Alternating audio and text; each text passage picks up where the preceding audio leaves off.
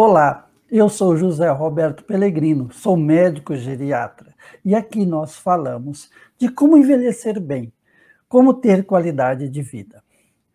Todos nós sabemos que para envelhecer bem, para ter boa qualidade de vida, nós precisamos praticar exercícios físicos, ter uma boa alimentação, ter uma boa reserva cognitiva, isso é, aprender coisas novas e relevantes. Nós temos que saber lidar com o estresse, nós temos que dormir bem. Tudo isso nós sabemos, mas por que nós não fazemos? Neste vídeo, nós vamos falar para vocês como vencer o imobilismo para conquistar uma vida longa, saudável, para ter qualidade de vida. Vamos lá!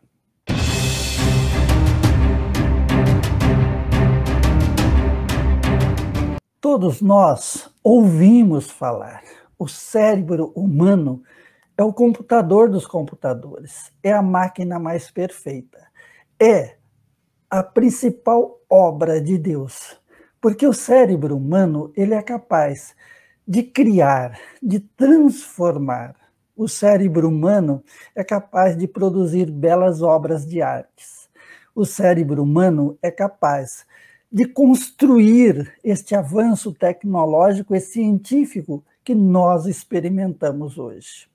Por outro lado, o cérebro humano ele é capaz de toda a maldade, toda a perversidade. Quem cria as guerras é um cérebro humano doentio. Como nós temos que fazer para ter um cérebro humano saudável? Tudo que é produzido pelo cérebro humano depende de esforços. Nenhum artista produz uma obra de arte no estalo. Ele investiu muito na vida dele como artista. Da mesma forma, um cientista, nada se cria do dia para a noite. Muitas vezes aquele cientista pode ter até um estalo, mas para ter aquele estalo, ele tem uma formação, ele investiu muito. Então, todo cérebro prodigioso, ele é fruto de treinamento, de muito esforço, de muita dedicação. O cérebro humano, ele tem 3 funções inatas. Quais são essas 3? Nós vamos falar delas. Mas antes de falar dessas 3 funções inatas, nós temos que falar que o cérebro humano, ele tem funções autônomas, como, por exemplo, a fome. O cérebro humano identifica que o organismo precisa de comida e desenvolve a sensação de fome. Também controla batimentos cardíacos. O cérebro humano ele comanda o eixo neuroendócrino metabólico do nosso organismo. Essas funções são iguais para todos. Agora, o cérebro humano tem uma função mental e uma função emocional. A função mental e a função emocional é que difere o ser humano um dos outros. Cada um tem mais vontade, cada um exercita mais uma coisa. E isso é importante a gente saber para falar dessas 3 funções inatas do cérebro humano. A primeira função inata do cérebro humano é a busca por prazeres.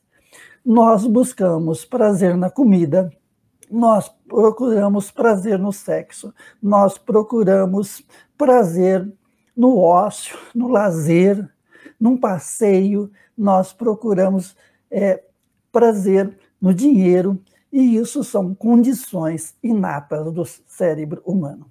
A segunda função é fugir da dor, é preservar o indivíduo da dor. Nós fugimos da dor tanto física quanto psíquica. Por exemplo, se tem uma chapa quente, é bastante racional que nós não vamos lá botar a mão. Se nós botarmos a mão na chapa quente, nós vamos queimar. O cérebro nos protege da dor. Mas essa proteção da dor nem sempre ela é inteligente, porque muitas vezes as dores são inevitáveis e as dores são instrumentos de crescimento do ser humano. A terceira função do cérebro humano é poupar energia. Por isso que nós sempre procuramos fazer as coisas mais fáceis, procuramos os atalhos, procuramos os caminhos mais curtos, procuramos deixar para amanhã aquilo que poderia fazer hoje, porque hoje eu preciso economizar energia. Essas 3 funções, elas servem para preservar o ser humano. Mas muitas vezes, se nós levarmos ela ao pé da letra, essas 3 funções são prejudiciais. Tomar várias decisões que ocorrem durante a vida, ela é freada por essas 3 funções inatas do cérebro humano.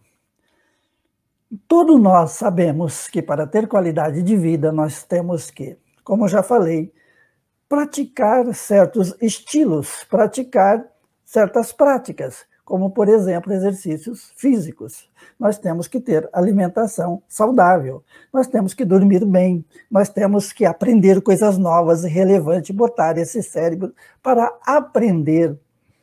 Nós temos que saber lidar com o estresse. O estresse, até certo ponto, ele protege o nosso organismo, ele nos protege, mas se passar de determinado ponto, o estresse passa a ser doentio. E nós vamos adiando, é próprio do cérebro economizar energia, viver naquele prazer rotineiro. O cérebro acostuma com rotinas. Tem gente que faz a mesma coisa há 30, 40 anos. Tem pessoas que chegam ao absurdo de dizer, olha, de manhã eu levanto, o meu carro já conhece o trajeto do meu trabalho. Não é que o carro conhece o trajeto, o cérebro que comanda aquele carro está tão habituado que vai no automático. E nós ficamos procrastinando, nós ficamos adiando para amanhã. Adiamos para amanhã, ou para a semana que vem, ou para o mês que vem, começar uma alimentação saudável, começar exercícios físicos. Nós temos que romper essa barreira. Sabe por quê? Quando nós adiamos, o cérebro interpreta aquilo como que não é uma necessidade. Toda vez que nós adiamos, o que nós adiamos não é uma necessidade. O cérebro interpreta como necessidade aquilo que é feito no aqui e agora. E vamos dar um exemplo. Você deve começar a fazer exercício não a semana que vem, você deve começar a fazer hoje. A decisão do hoje é a decisão importante para o cérebro. A decisão que nós adiamos, o cérebro não enxerga naquilo uma prioridade, ele não dá importância para aquilo. Agora, toda vez que nós dedicamos, por exemplo, a uma atividade, isso é bastante custoso no início. Nós sabemos, através de estudos, que, por exemplo, se você começa a fazer exercício físico, no caso, ou uma mudança de hábito alimentar, os 20 primeiros dias são terríveis. Você tem que ter muita força de vontade, porque isso é doloroso. Imagina que você não faz exercício há muito tempo, exercício físico. Você começa a fazer exercício físico, o corpo fica dolorido, você sente muitas dores.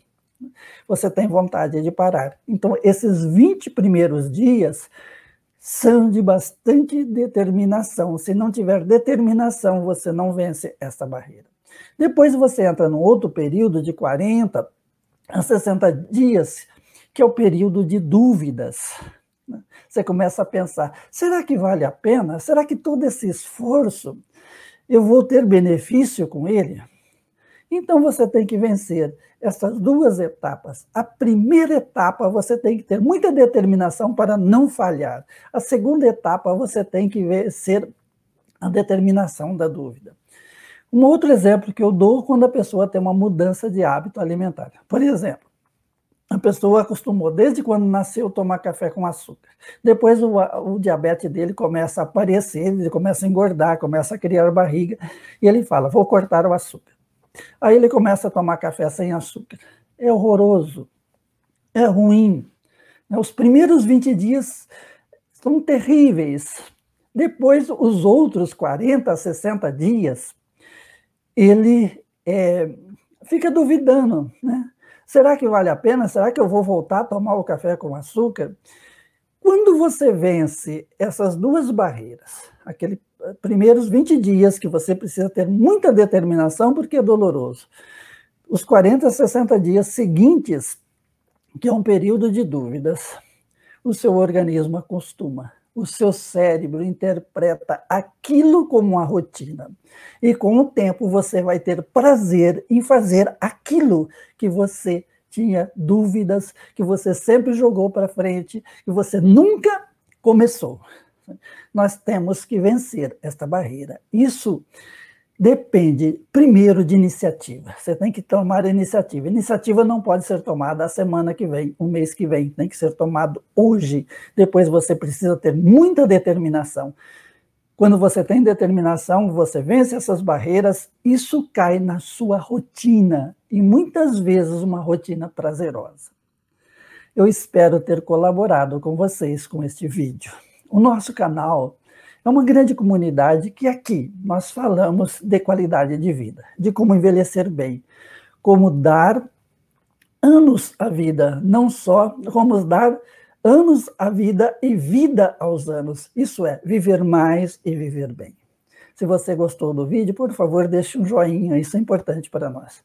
Também, se não é inscrito no canal, se inscreva. Logo nós vamos começar a fazer lives. E as lives são bastante participativas, porque vocês podem deixar as suas perguntas, deixar sugestões, enfim, é bastante interativo. Também divulgue o nosso trabalho. Meu muito obrigado.